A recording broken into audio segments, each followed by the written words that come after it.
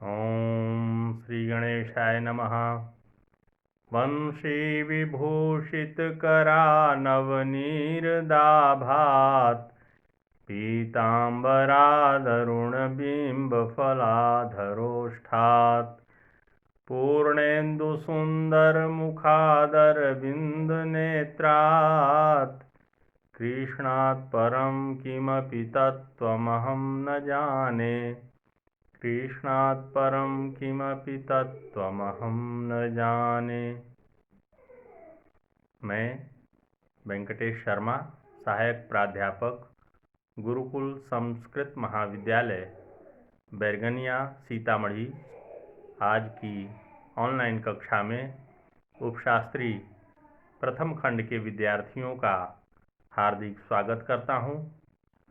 आज की कक्षा अनिवार्य द्वितीय पत्र राष्ट्रभाषा हिंदी की है। इसके अंतर्गत आज हम लोग ओ सदा नीरा पाठ, जो कि जगदीश चंद्र माथुर जी द्वारा यात्रा संस्मरण के रूप में रचित है, इसी पाठ के आधार पर कुछ आवश्यक प्रश्नों के उत्तर जानेंगे। प्रश्न है, भितिहरवा आश्रम में पुंडलीक जी ने लेखक को गांधी जी से जुड़ी क्या क्या चीज़ें दिखाईं एवं बातें बताईं? इसका उत्तर होगा, पुंडलीक जी ने लेखक को वह कमरा दिखाया जहां गांधी जी बैठकर काम करते थे। मेज भी दिखाई जिस पर गांधी जी पत्र लिखा करते थे। गांव के मठ के महंतों ने जब गांधी जी को किसी ने ठहरने के लिए आश्रय नहीं दी तो महुए के पेड़ के नीचे उन्हें जगह दी गई। वहाँ गांधी जी ने खटिया बिछाई जहाँ बाद में झोपड़ी बनी। उस झोपड़ी को गोरा एमन ने जला दिया। बाद में वहाँ एक भवन बना जो आज भी कृति के रूप में विद्यमान है। अगला प्रश्न है, भगवान बुद्ध अपनी अंतिम यात्रा में किस पथ से होते हुए गए थे? उत्तर है, लौरिया के दक्षिण में अरेराज के दक्षिण में केसरिया और फिर वैशाली, यही वह पथ है जिस पर भगवान बुद्ध अपनी अंतिम यात्रा पर गए थे।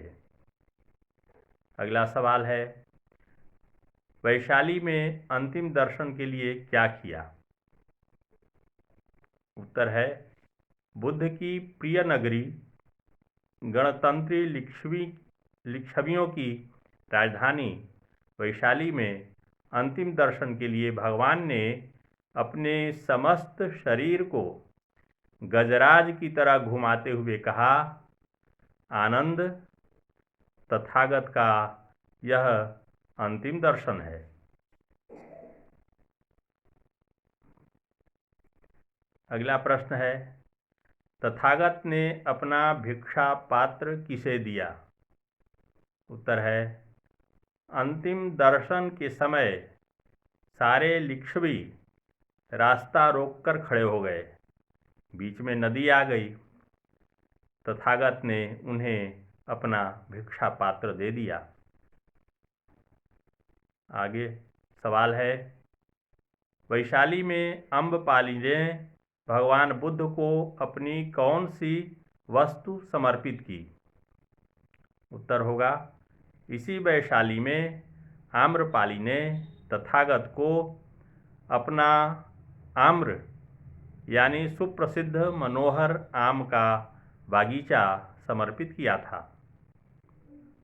अगला प्रश्न है, जैन धर्म के तेजस्वी तीर्थंकर भगवान महावीर का जन्म कहाँ हुआ था?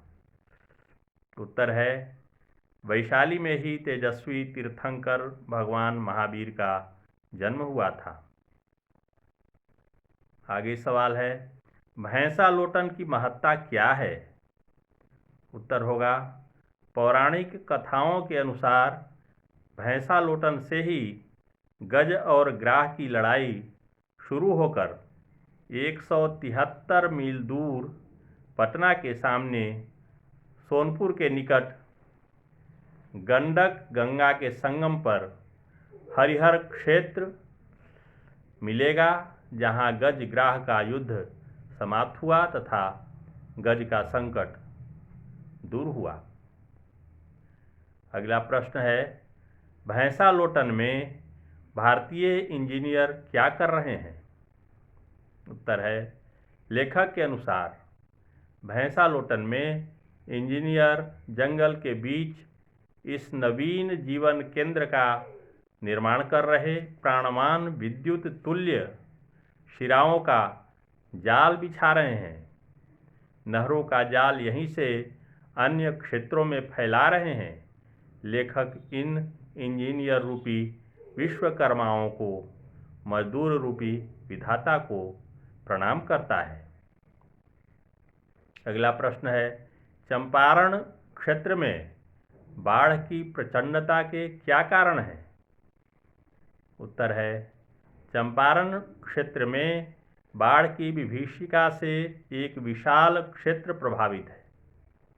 गंडक, मसान, सिकराना, पड़ई इत्यादि नदियां इस क्षेत्र में सतत प्रवाहमान हैं। अपने आसपास हरे भरे वृक्षों का नयनाभिराम दृश्य मखमली हरित कालीन की उर्वरा भूमि को निरंतर अपने जल से सिंचित करती हैं। मनुष्य, पशु पक्षी आदि समस्त प्राणियों की प्यास भी इनके जल से ही बुझती है। तभी तो लेखक ने उन्हें संबोधित किया है, ओ सदा नीरा। किंतु पिछले 600-700 साल से चंपारण से गंगा तक फैले महावन के वृक्षों का काटा जाना लगातार जारी है। इसके परिणाम स्वरूप नदियों के तटों पर पानी का कटाव निरंतर बढ़ता रहता है। इन नदियों ने अपना धैर्य खो दिया है। अतः वर्षा ऋतु में हिमालय की ढलान से बहकर आया जल तथा वर्षा का जल बाढ़ की प्रचंडता का कारण बन जाता है। इस त्रासदी को झेलने के लिए यहाँ के निवासी अभिशप्त हैं। आज की कक्षा समाप्त हुई। धन्यवाद।